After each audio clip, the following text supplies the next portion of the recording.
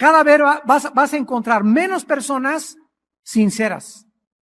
Cada vez vas a encontrar menos personas íntegras. Cada vez vas a encontrar menos personas que buscan tu amistad no por lo que tienes o por los que le vayas a dar, sino porque lo que realmente somos y el corazón que tenemos. Cada vez habrá personas más convenencieras, más abusivas, más prepotentes, más arbitrariedades, más herejías. El mundo irá de mal en peor.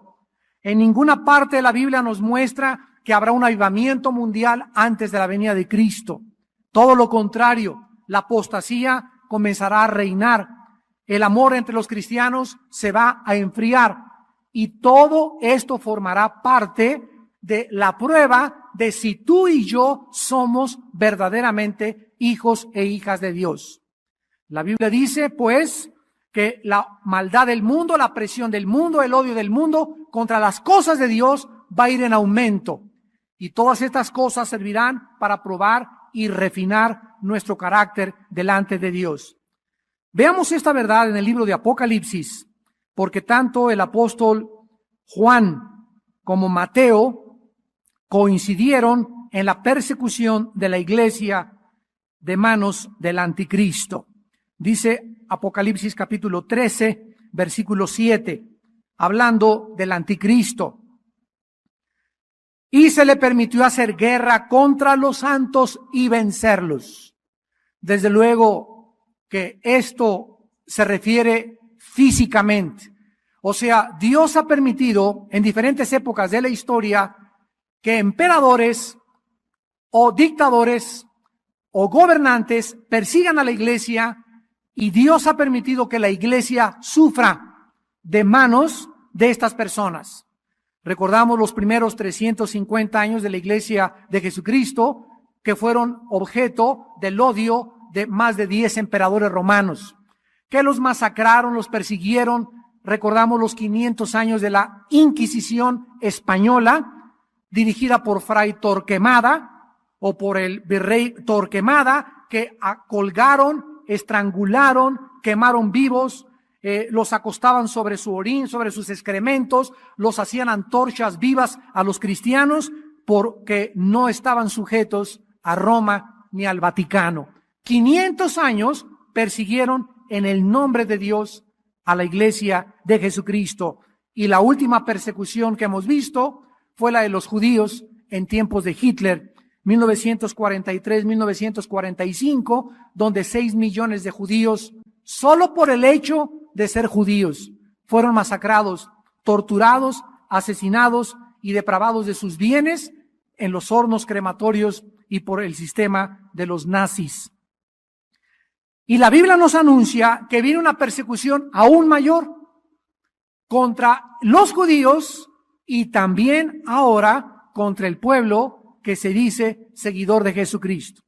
El anticristo, pues, recibirá, vean lo que dice, se le permitió hacer guerra. ¿Quién creen que le dio este permiso al anticristo? Claro, aquí la Biblia nos muestra la soberanía de Dios. Se le permite a los gobiernos, se le permitió en la Inquisición, se le permitió a Hitler. Ahora, la razón que se encuentra detrás de este permiso soberano de Dios, Dios nos lo explica, ¿verdad?, a través de muchos otros pasajes de la Escritura. Yo estoy compartiendo actualmente una serie en la Iglesia del Sur todos los jueves que se llama Dios y el conocimiento del mal. Yo les recomiendo estas conferencias. Dios y el conocimiento del mal. Llevamos como 3 o 4 donde estoy abordando los problemas teológicos más profundos de la existencia del mal en las Sagradas Escrituras. Bueno, vemos pues entonces en primer lugar esta persecución, Apocalipsis 14, versículo 13, oí una voz que desde el cielo me decía, escribe, bienaventurados de aquí en adelante los muertos que mueren en el Señor. Sí, dice el Espíritu, descansarán de sus trabajos porque sus obras con ellos siguen. Vamos a reflexionar un poco en esta persecución. Tú y yo tenemos que morir. Todos tenemos que morir algún día. A lo mejor tú vas a caer muerto en un avionazo. A lo mejor la semana que entra te machuca un carro. a lo mejor sufres una embolia cerebral, un ataque al corazón, a lo mejor mueres de muerte natural, pero todos tenemos que morir de alguna forma. Cuando Dios permite que el mundo persiga a su iglesia o a sus santos y los santos caigan víctimas de esta persecución, es el mayor privilegio que un hijo y una hija de Dios puede recibir de Dios. Morir como mártires. Los mártires, que son aquellos cristianos que por el nombre y por la causa del Evangelio de Cristo han entregado y han sufrido los horrores, la persecución, el desprecio y el ridículo del mundo, no nos imaginamos, aunque la Biblia lo revela, la grandeza de la posición que ocuparán ellos en el cielo. En Apocalipsis 20, vayamos a Apocalipsis 20, se nos revela o se nos da un vislumbre de esta verdad. Dice en Apocalipsis 20, versículo 4, y vi tronos, y se sentaron sobre ellos los que recibieron facultad de juzgar, y vi las almas de los decapitados por causa del testimonio de Jesús y por la palabra de Dios, los que no habían adorado a la bestia ni a la imagen y que no recibieron la marca en sus frentes ni en sus manos, y vivieron y reinaron con Cristo 1000 años. ¿Quiénes son aquellos seres humanos que en el milenio tendrán la mejor posición de autoridad? ¿Quiénes son aquellos que van a tener tronos y sentarse con la facultad de juzgar? Los mártires de Jesús. Entonces ahorita nos parece, ay, cómo Dios puede permitir que a su iglesia y maten a este pastor y maten a aquella persona y se muere esa familia, porque la Biblia dice, los que mueren en Cristo descansan de sus obras. Es 1000 veces mejor partir a la otra vida, donde la muerte es la liberación de nuestra alma y de nuestro espíritu, y estar en la presencia de Dios, que seguir en esta vida sufriendo. Así que Dios nos muestra diferentes perspectivas al respecto. Vayamos ahora a Apocalipsis 15, versículos del 2 al 4. En todos estos pasajes, la Biblia menciona a los mártires. Vi como un mar de vidrio mezclado con fuego, y a los que habían alcanzado la victoria sobre la bestia y su imagen, y su marca y el número de su nombre, en pie sobre el mar de vidrio con las arpas de Dios.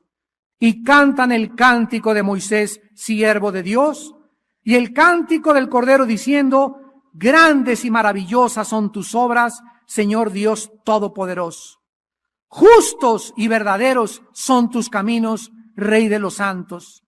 ¿Quién no te temerá, oh Señor, y glorificará tu nombre? Pues solo tú eres santo, por lo cual todas las naciones vendrán y te adorarán, porque tus juicios se han manifestado.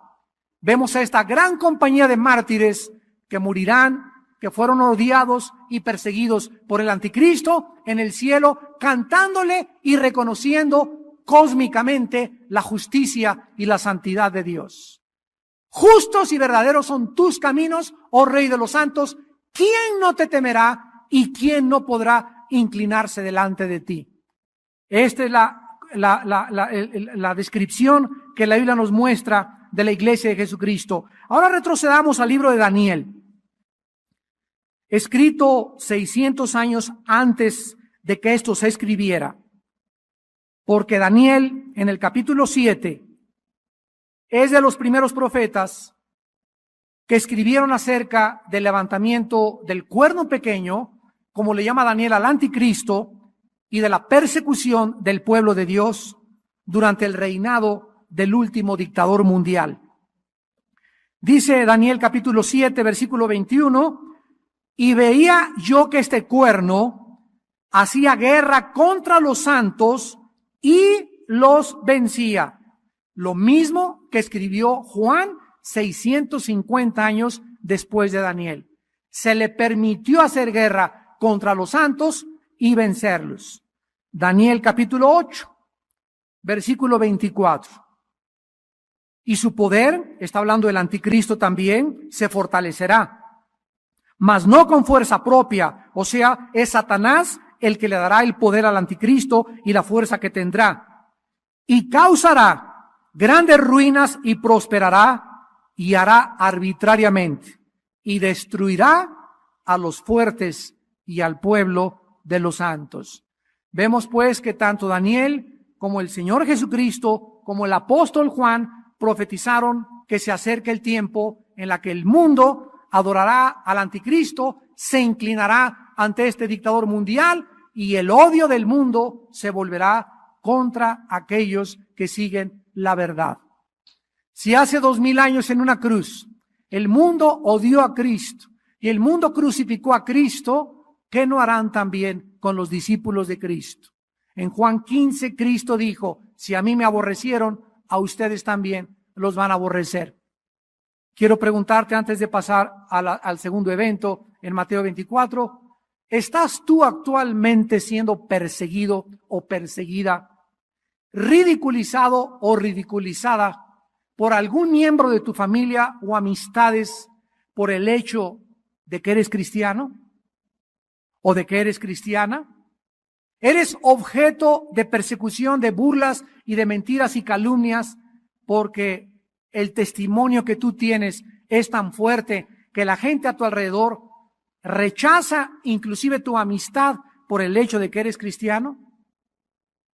Si tú no tienes ninguna persona que te persiga por causa de Cristo, no por las deudas que tienes, y no tienes personas que te aborrecen porque eres cristiano, la Biblia dice que no vives cerca de Dios, porque dice en 2 Timoteo 3:12, todo el que quiera vivir piadosamente padecerá persecución. Filipenses 1:29, y nos es concedido a nosotros, no solo que creamos en el nombre de Cristo, sino también que padezcamos por su nombre. Regresamos a Mateo, y dice Cristo en segundo lugar, versículo 11, que muchos falsos profetas, Mateo 24:11, se levantarán y engañarán a muchos. Una de las claves para descubrir de qué forma está operando el falso espíritu de profecía actualmente en el mundo es que ahorita hay una corriente fortísima dentro de la iglesia de Cristo, donde cientos o miles de cristianos creen que están siendo guiados por profecías. Miren, déjenme darles un ejemplo. Mi esposa y yo acabamos de regresar de la ciudad de Dallas, Texas. Y en una revista cristiana, esto es un botón de muestra de lo que está pasando en el mundo, en la iglesia de Cristo. En una revista cristiana de iglesias hispánicas en Texas, una de las más famosas revistas, me reservo el nombre de la revista, recorté esta página donde tiene una mano pintada. Tiene una mano pintada esta revista y dice así, activando su fe en Dios. No te la acabas con lo que vas a oír. Y dice así, el pastor fulano de tal quiere que ponga usted su mano sobre esta mano. Y atrás vienen las instrucciones de la mano. Número 1, ponga su mano sobre el dibujo de la mano de este pastor, y aquí viene el nombre del pastor, y haga un punto de contacto con la mano. Número 2, escriba su petición sobre el espacio abajo indicado. Aquí atrás hay un cuadrito que dice, mi petición. Número 3, sea parte de la visión de seguir predicando el evangelio y envíe esta carta junto con la mano recortada al pastor, el cual orará por su petición, le regresará la mano ungida con aceite de la unción. Número 5, se le devolverá a vuelta de correo esta misma carta junto con un pañuelo ungido. Y crea ya que Dios ha hecho el milagro. Cuando recibe el milagro, llámenos y haga su pacto, y te ponen aquí 20, 50, 100, 200, 300, 500 o $1,000 de ofrenda. Esto es lo que está pasando en la iglesia de Jesucristo. Y los cristianos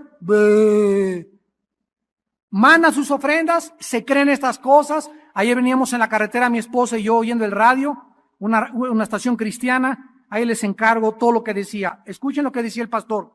Si tienes dolor de muelas, dolor de garganta, dolor de oídos, dolor de riñones, dolor de estómago, dolor de panza, dolor de esófago, dolor, arritmias cardíacas, bueno, hagan de cuenta un merolico de Tepito. Yo oro por ti y fuera en el nombre de Jesús sea sanado para la gloria de Dios, aleluya, y bla, bla, bla, bla, bla. Y veníamos mi esposa y yo tan entristecidos de estos merolicos falsos profetas y la gente mandándole su dinero. Me reservo también el nombre de esta persona. Que Dios tenga misericordia de él si me escucha algún día. Esto es hacer un comercio del Evangelio de Cristo. Pero el amor se va a enfriar. Los cristianos van a seguir siendo engañados. Ya están los babotas enviando dinero y creyendo que son sanados por tantas cosas. Imagínate nada más que este hombre está haciendo de Dios su siervo. Si tienes hasta dolores de callos, eres sanado. Manda tu papel y ungido con el aceite de la unción. ¿Cuál unción? Si no existe esta unción, la unción es el Espíritu entre nosotros. Que no me manden pañuelitos ungidos y diciéndome cosas con punto de contacto, porque mi punto de contacto es Jesús.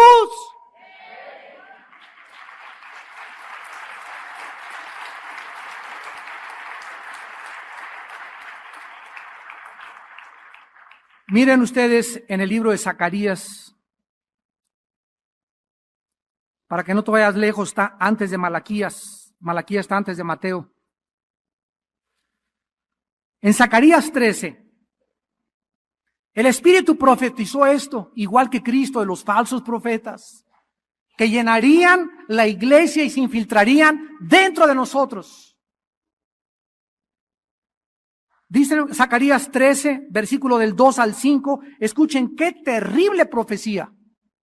Y en aquel día, está hablando de la venida de Cristo, Zacarías 13, versículo 2 al 5, en aquel día dice Jehová de los ejércitos, quitaré de la tierra los nombres de las imágenes, nunca más serán recordados, y también haré cortar de la tierra a los profetas y al espíritu de inmundicia.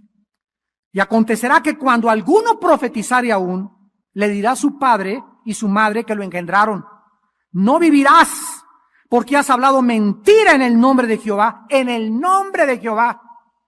Y su padre y su madre que lo engendraron le traspasarán cuando profetizare. Y sucederá en aquel tiempo que todos los profetas se avergonzarán de su visión. O sea, cuando Cristo venga, Él dijo, ¿hallará fe en la tierra? Cuando Cristo venga, la profecía estará tan degradada y tan degenerada que los falsos profetas ya se fueron con Él.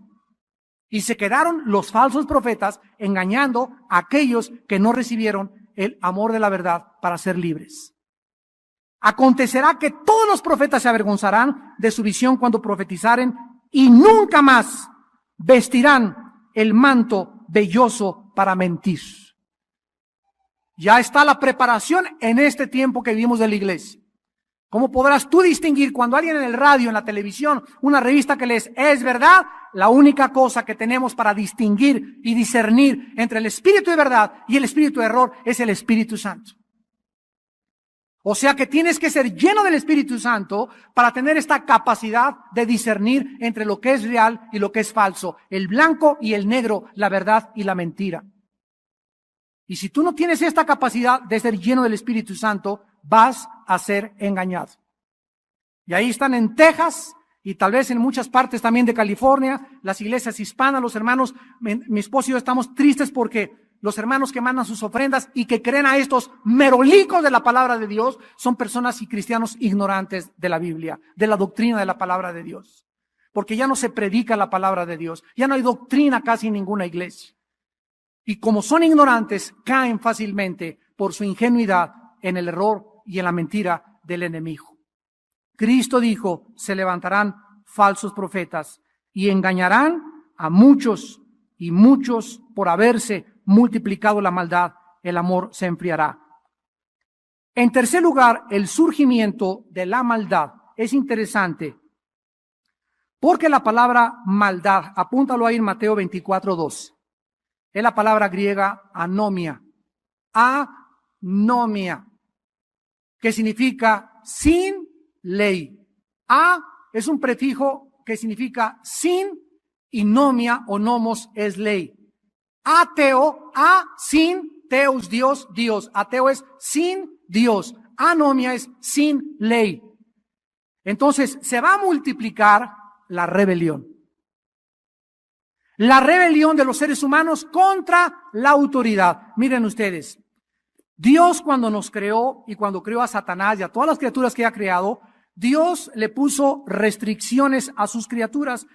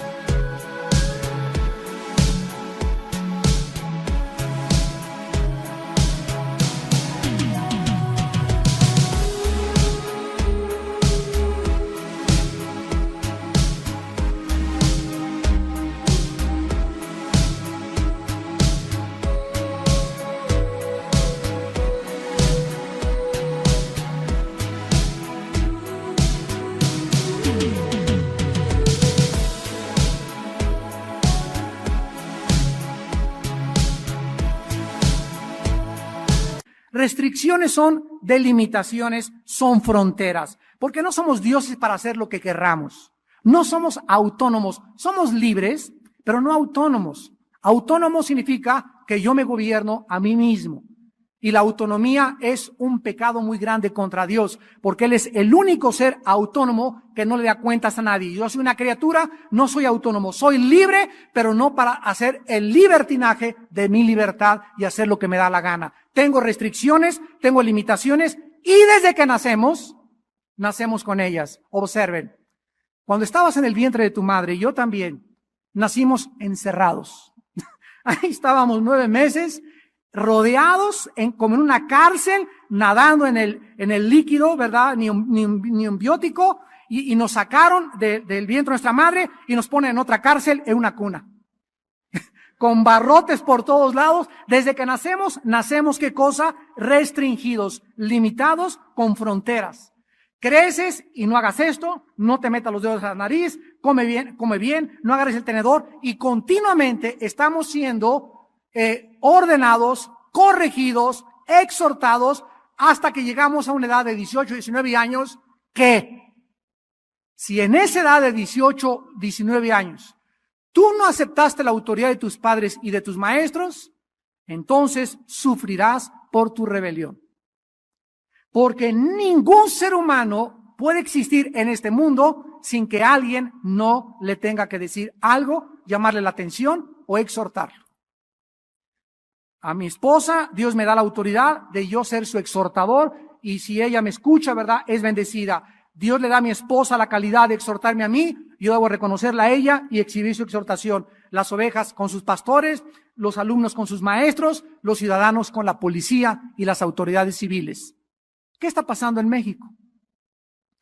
En México estamos viendo ahorita un clima increíble de anarquía, donde los municipios están siendo asaltados por la gente. Los indígenas están demandando sus derechos, violando los derechos de terceras personas, quemando, encerrando camiones de la policía, y están desparramándose por las calles, y el gobierno se ha visto de una forma increíble, ¿verdad?, impedido para hacer que el orden regrese a nuestro país. Cuando el gobierno, cuando la policía no actúa y no se impiden este tipo de manifestaciones, donde tú puedes manifestarse, pero si tú rompes el orden de tu manifestación, pierdes tu derecho de manifestarte, entonces viene la anarquía. Es el espíritu anomia, el espíritu contra la ley, y está creciendo en el mundo. Por todos lados, hijos contra los padres, maestros contra el gobierno, enfermeras contra el gobierno, indígenas contra el gobierno, todo mundo contra todo mundo, protestas de doctores, protestas de electricistas, todo mundo está protestando. Y qué bueno que hay una voz en un sistema democrático donde se manifieste qué es lo que anhelamos, sin lesionar los derechos de terceras personas. Porque ahí, repito, caemos en la anarquía. Cuando algún grupo de personas bloquea una carretera federal y durante 24 horas tú no puedes llegar a México y te tienen que enviar por una desviación porque están impidiendo el paso ciudadanos, ahí es la anarquía. Y eso lo castiga Dios muy severamente en la Biblia. No se puede permitir esto, pero el mundo está entrando en esta fase de anarquía. Les voy a dar otro ejemplo internacional. Vino la guerra de Irak. Todos los noticieros del mundo, sin excepción, menos los cristianos, comenzaron a difundir una guerra donde la víctima era Saddam Hussein y sus hijos.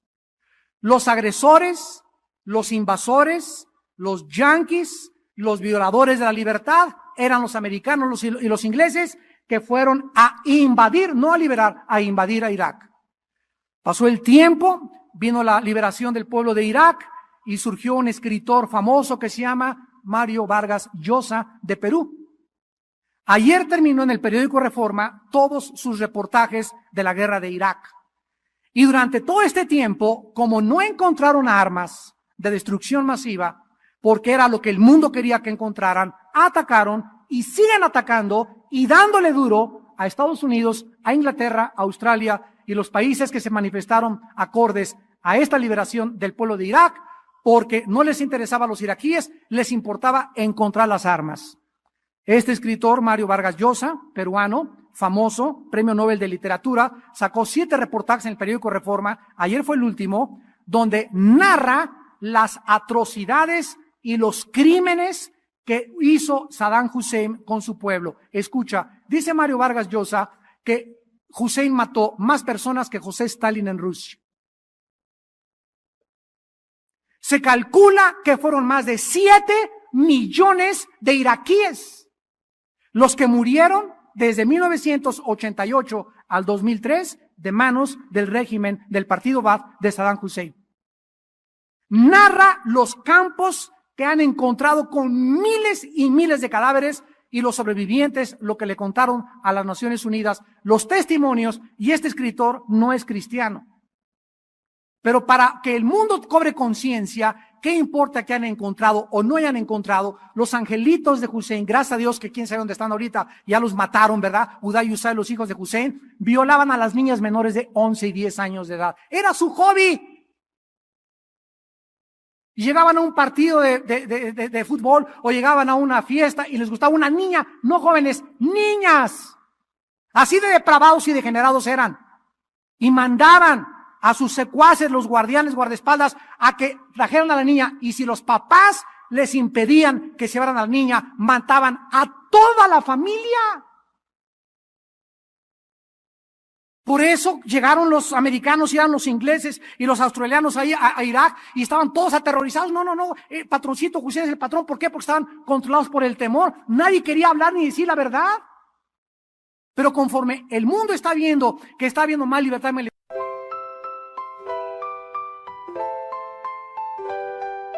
Lakefront breeze whispers your name. City lights dancing in neon flame. Heartbeats quick in a sweet refrain. Your laugh cuts through the summer rain. Electric dreams in your eyes so bright. Bassist grooves with all his might. Holding hands beneath the Willis Towers light. This windy city feels just right. The Navy Pier Ferris wheel spins above as the music takes control, whispers of love. Oh darling, this magic won't fade. Beneath the stars a love parade. With you by my side unafraid. Magic's real, forever we stay.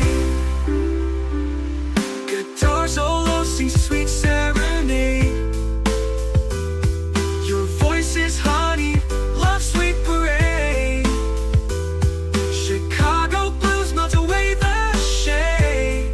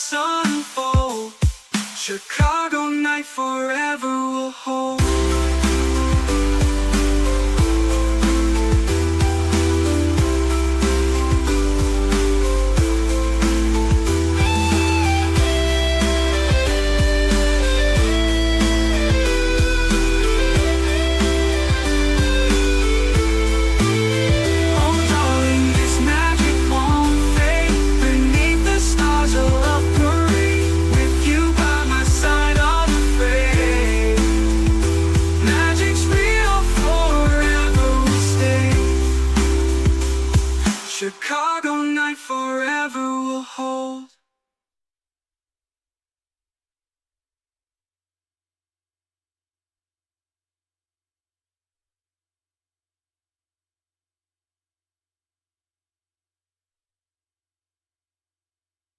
Libertad, están comenzando a recobrar otra vez esa libertad de expresión durante la cual lo sumieron durante más de 15 años.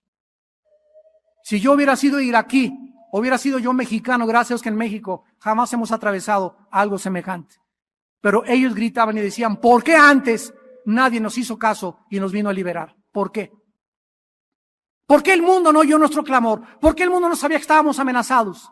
¿Por qué el mundo respondió con una forma tan tardía para venir a quitarnos a este monstruo que teníamos como gobernante y dictador internacional? La Biblia dice que el amor se enfriará y muchos, por haberse multiplicado la anomía, la rebelión en contra de la autoridad, el amor se va a enfriar.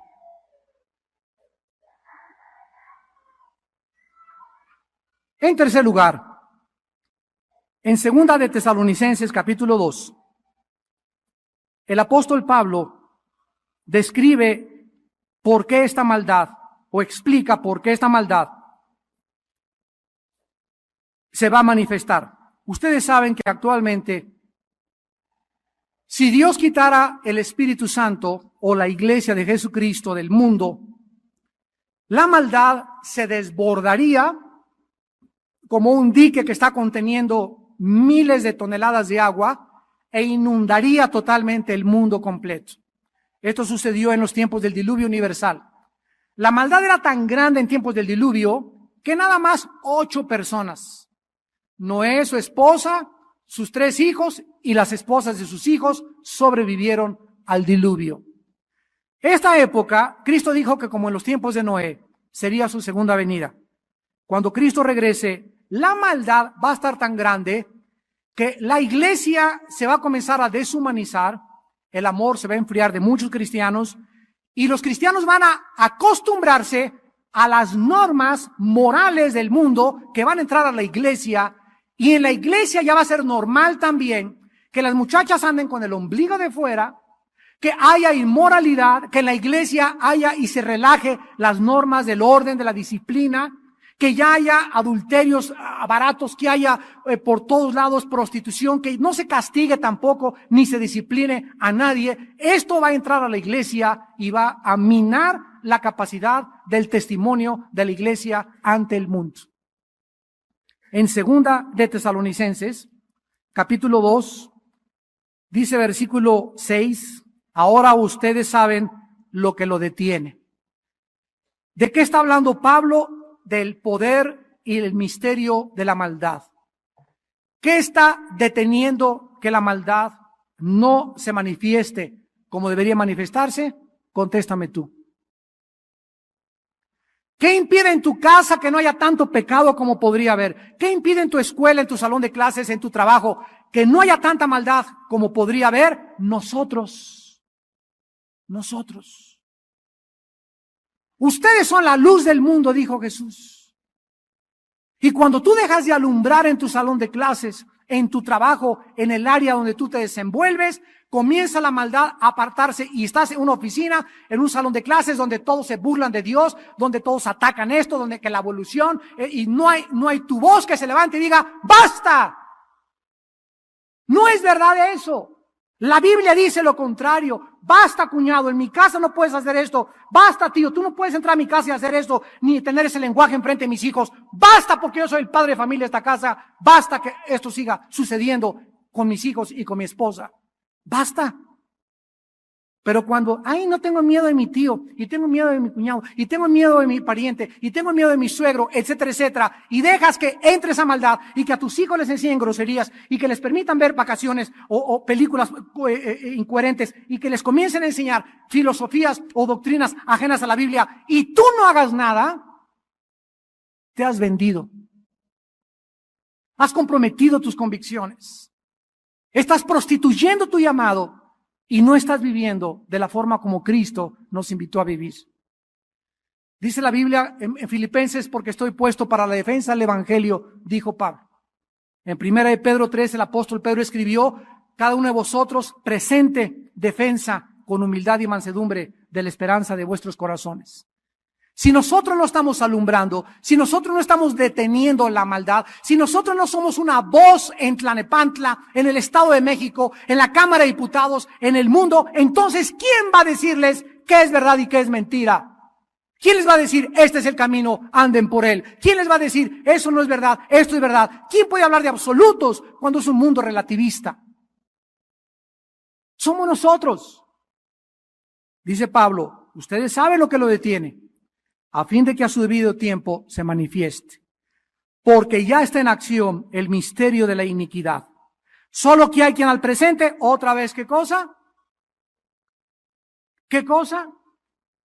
Actualmente la maldad está siendo detenida por fuerzas invisibles que emanan de la iglesia de Jesucristo.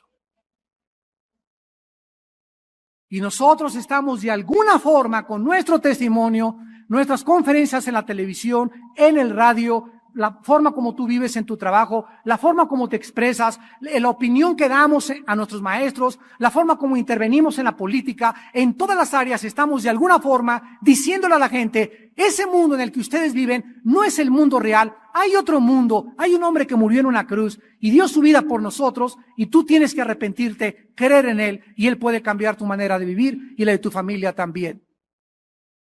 Tenemos que decirle al mundo que hay verdades absolutas, que no es verdad que todo sea un relativismo, ni un secularismo, ni un hedonismo, sino que hay verdades absolutas, no cambiables, no negociables, que es lo que significa absoluto, que no puede estar sujeto a negociación ni a cambio alguno. Y dice el versículo 8, y entonces se manifestará aquel inicuo a quien el Señor matará con el